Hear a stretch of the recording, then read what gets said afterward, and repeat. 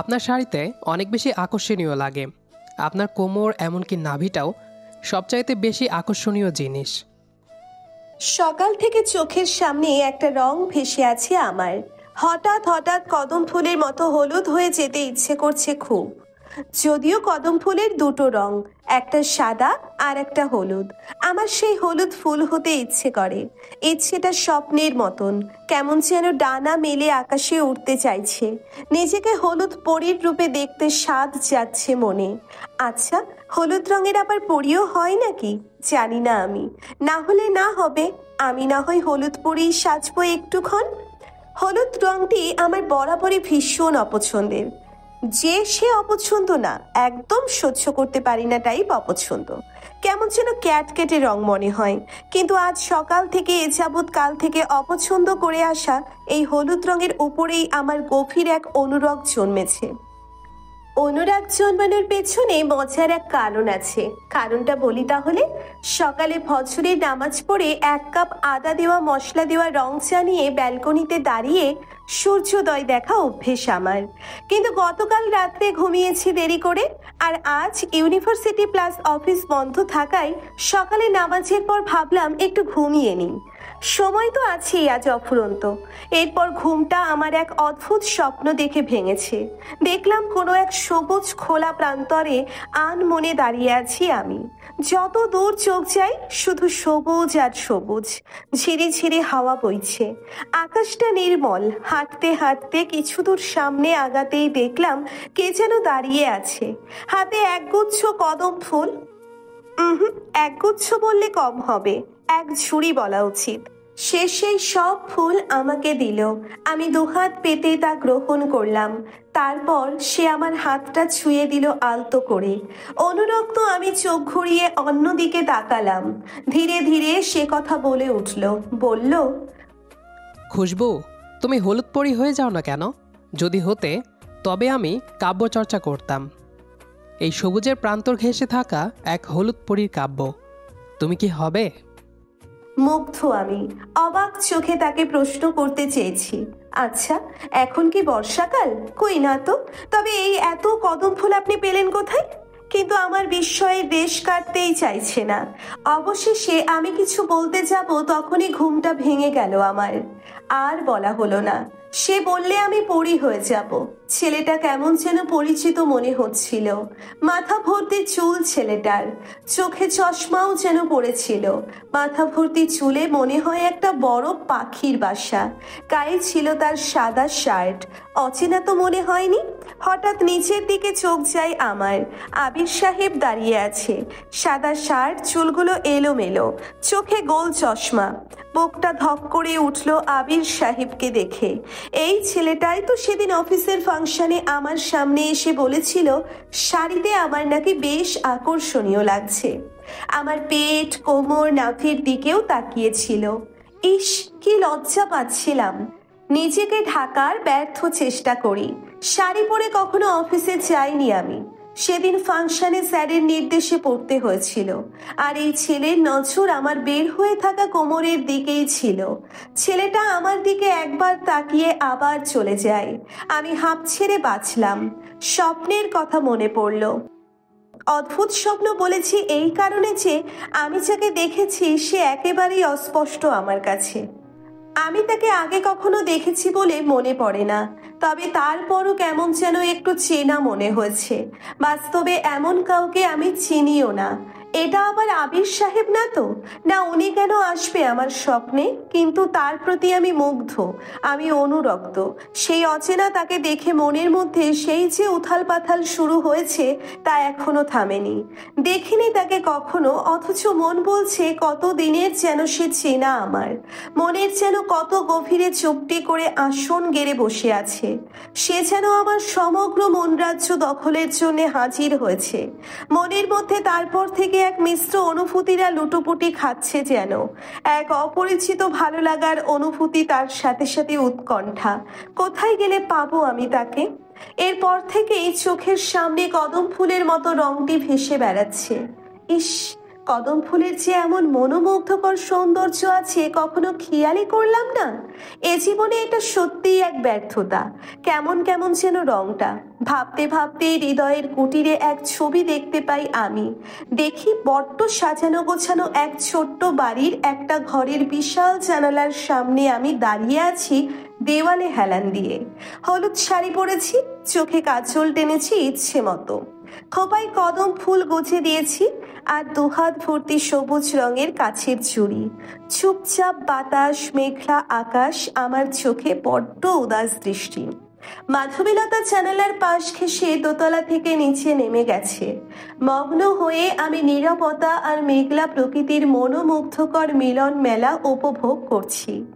এতটাই মগ্ন আমি যে ঘ্রাণহীন মাধবীলতা থেকেও যেন মিষ্টি কোনো ঘ্রাণ আমার অনুভূতি ছুঁয়ে দিচ্ছে বারবার।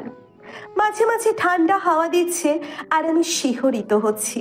নিজেকে আমি আয়নায় দেখিনি, কে যেন কানে কানে গোপনে বলে গেছে সে আসবে। আমি চাই না এই সাজে সে আমাকে দেখার আগে আমি নিজেকে দেখি।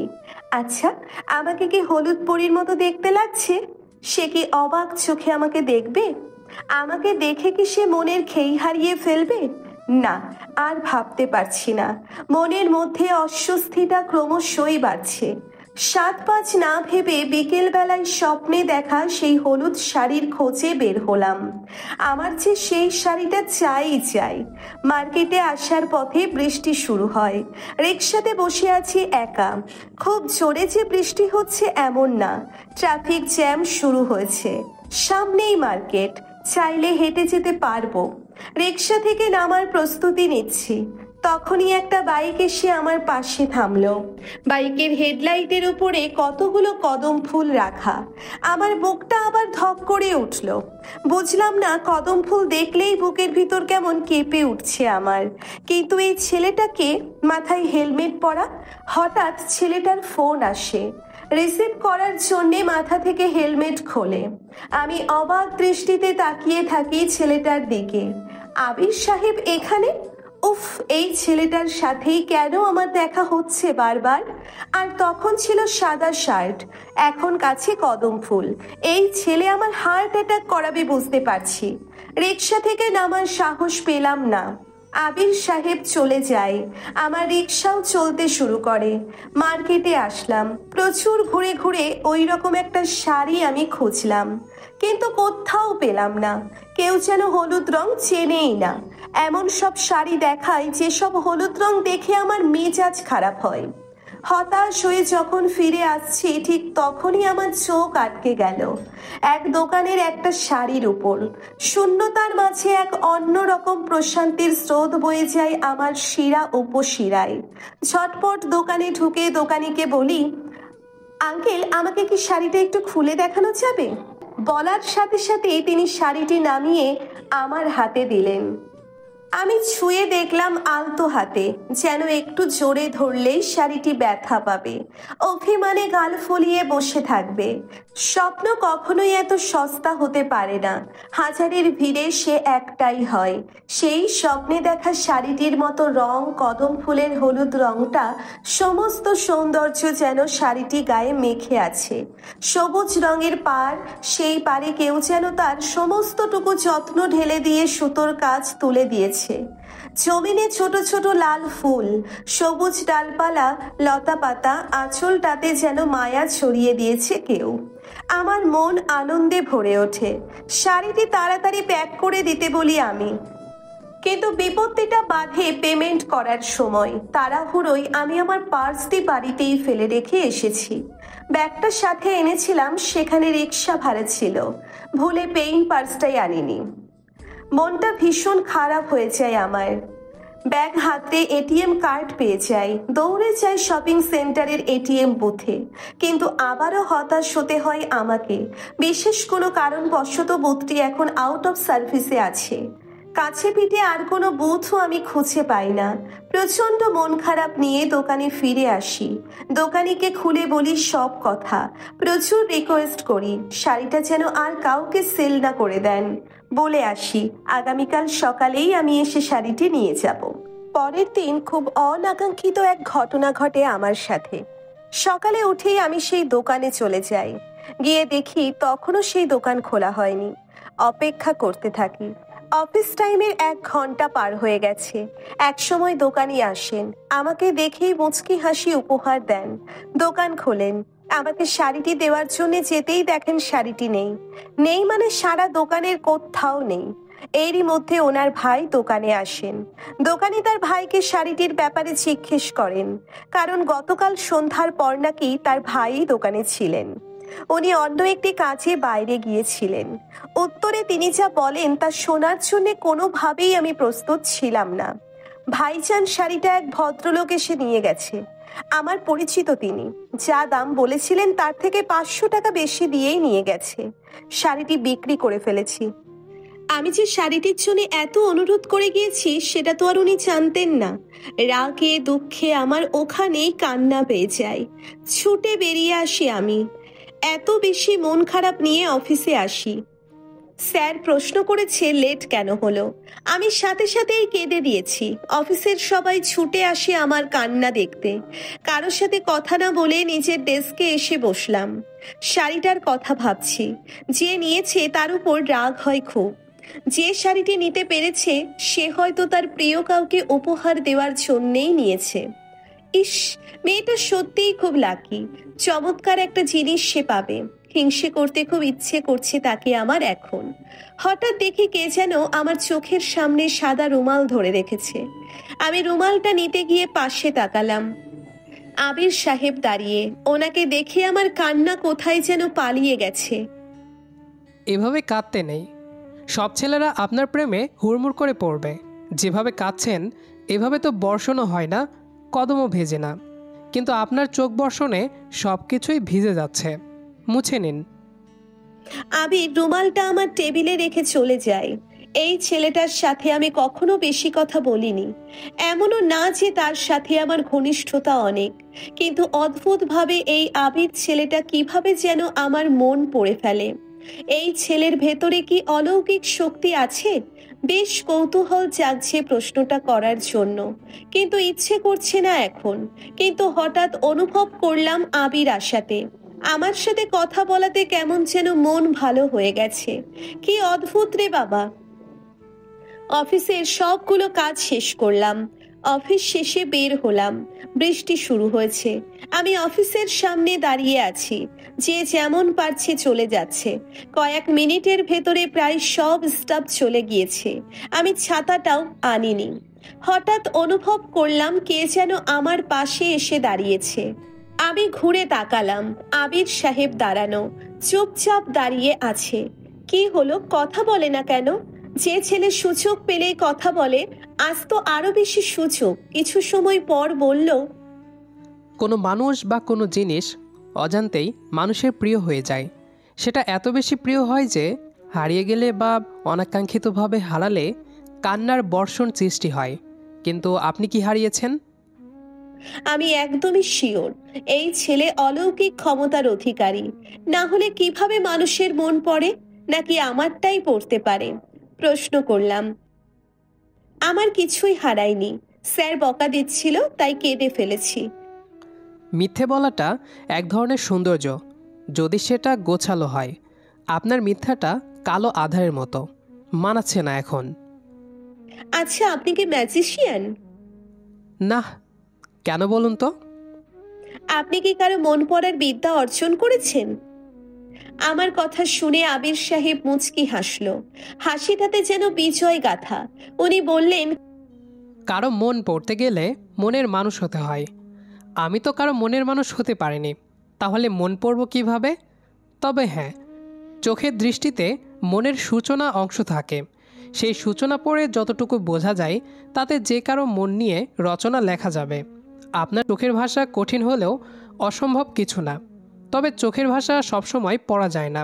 কতগুলো কারণের ভিতরে বিশেষ কারণ হলো, যদি কারো চোখের প্রেমে পড়া যায় তাহলেই বোঝা সম্ভব। আচ্ছা, আমি মনে হয় বেশি কথা বলে ফেলেছি।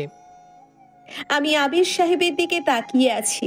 সাদা শার্ট, কালো প্যান্ট, সাদা কনভার্স জুতো, চুলগুলো পাখির বাসার মতো করে রাখা, হাতে এখন কদম থাকতো। শিওর আমার স্বপ্নে আসা ছেলেটাই যেন দাঁড়িয়ে থাকতো। স্বপ্নটা এত জীবন্ত কেন, আর আবিরই কেন স্বপ্নের সাথে মিলে যাচ্ছে? বৃষ্টি কমলো, রিক্সা এসে থামলো আমার সামনে। আবির তার আগে কিছু বলতে যাচ্ছিল, কিন্তু রিক্সা আসাতে উনি থেমে যায়। রিক্সাতে উঠে বসি। উনি রিক্সা চালককে বলল, আসতে যাবেন, রাস্তায় পানি, কাদা পানি ছিটা লাগবে। রিক্সা চলতে শুরু করেছে। আমি ঘুরে তাকালাম আবিরের দিকে। উনি চুপচাপ দাঁড়িয়ে আছে। তারপর আবারও আমি খুঁজেছি শাড়িটা। ঠিক ওরকমই একটা শাড়ি, কদম ফুলের মতো সৌন্দর্য যার আঁচলে পারে, সমস্ত জমিন জুড়ে শোভা পাবে। খুঁজছি পাবো ভেবে যাই আমি। বারবার সেই দোকানে ছুটে যাই, যেখানে শাড়ি সেকশনের একটা কোণে সব রঙের ভিড়ে হ্যাঙ্গারে চেপে একটা অভিমানী রং সবার অলক্ষ্য হয়ে লুকিয়ে থাকবে যেন।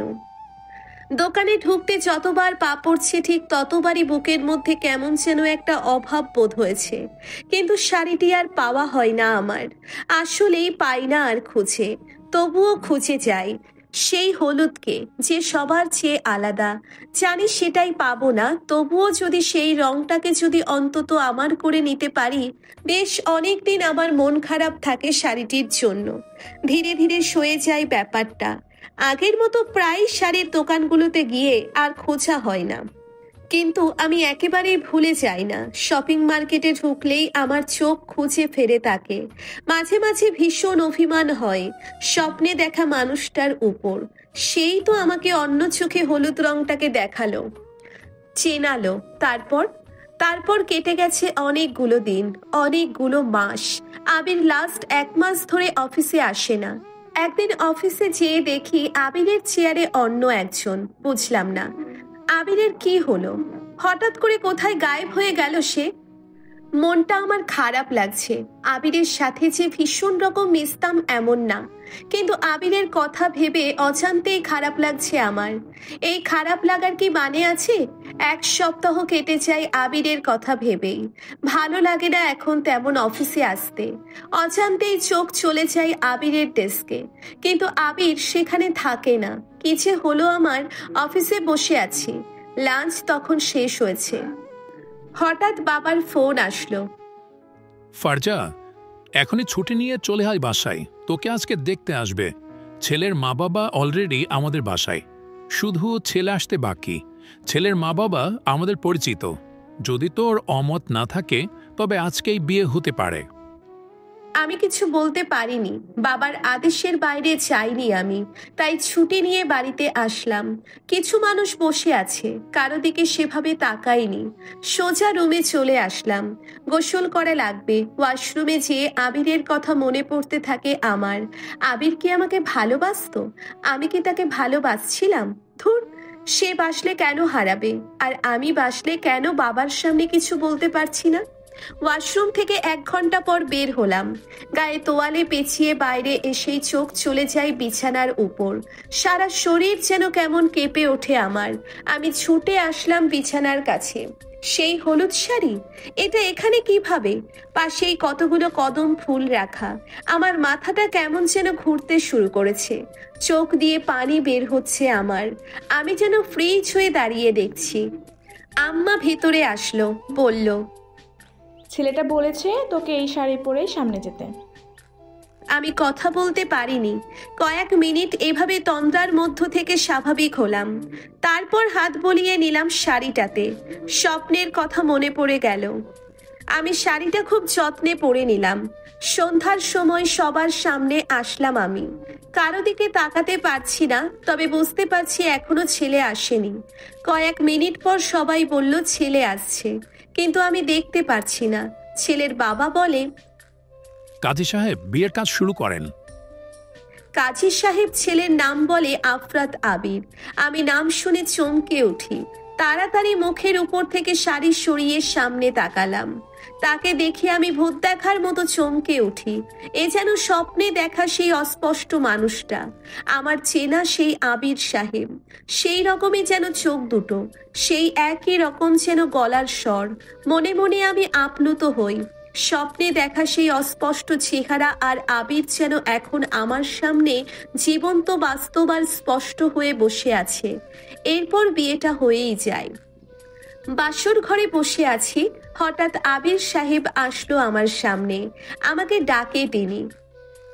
ফারজা। হঠাৎ ডাকে সম্বিত ফিরে পাওয়ার মতো চমকে উঠি। দেখি বর মহাশয় দাঁড়িয়ে আছেন। অবাক চোখে তাকে দেখি আর ভাবতে থাকি অবিকল যেন সেই ডাক। আমি আবির সাহেবকে যেয়ে সালাম করলাম। তাকে এখনো কিছু জানানো হয়নি। ভেবেছি বলবো তাকে আমার স্বপ্নের কথা, কদম ফুলের প্রতি তার জন্যে ভালোবাসা জন্মানোর কথা, আর এই শাড়িটি না পাওয়ার আক্ষেপের কথা।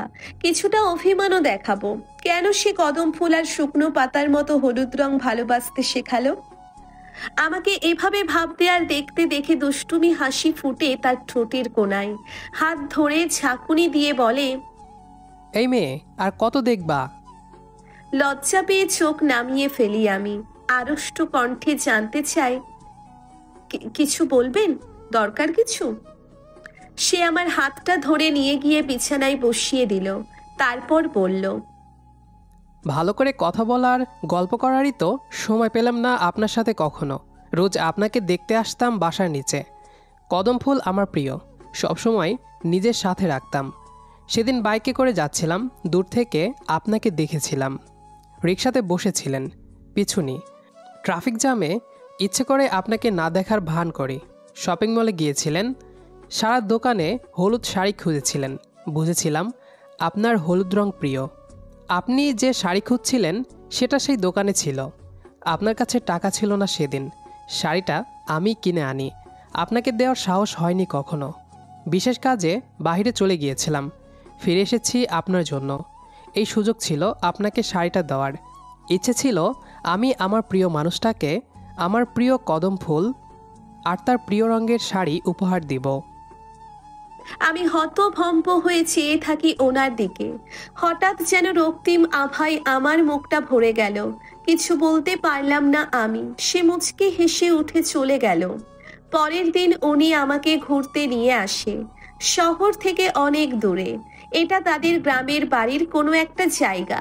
পাশে ছোট্ট একটা কাঠের বাড়ি। বাড়ি নয়, কুটির। এই কুটির তার খুব স্বাদ করে বানানো, আমার জন্যে নাকি। আমার জন্য সে এত প্রেম, এত অনুরাগ জমিয়ে রেখেছে, ভাবতেই আমি আমাকে কোথায় যেন হারিয়ে ফেলছি।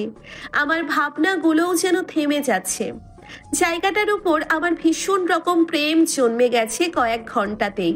সে আমাকে বলল, চলো একটু ঘুরে আসি, রেডি হয়ে নাও। আর হ্যাঁ, তার আগে ওই যে ডান পাশে রুম দেখছো সেটাতে যাও, আমি একটু আসছি। আমি দ্রুত সেই রুমে আসলাম। রুমে ঢুকতেই বিস্মিত, অভিভূত আমার চোখে জল চলে এলো। এতগুলো সেই একই রকমের শাড়ি! ইস, কিছু কিছু না পাওয়া পরে দ্বিগুণ আনন্দ নিয়ে ফিরে আসে।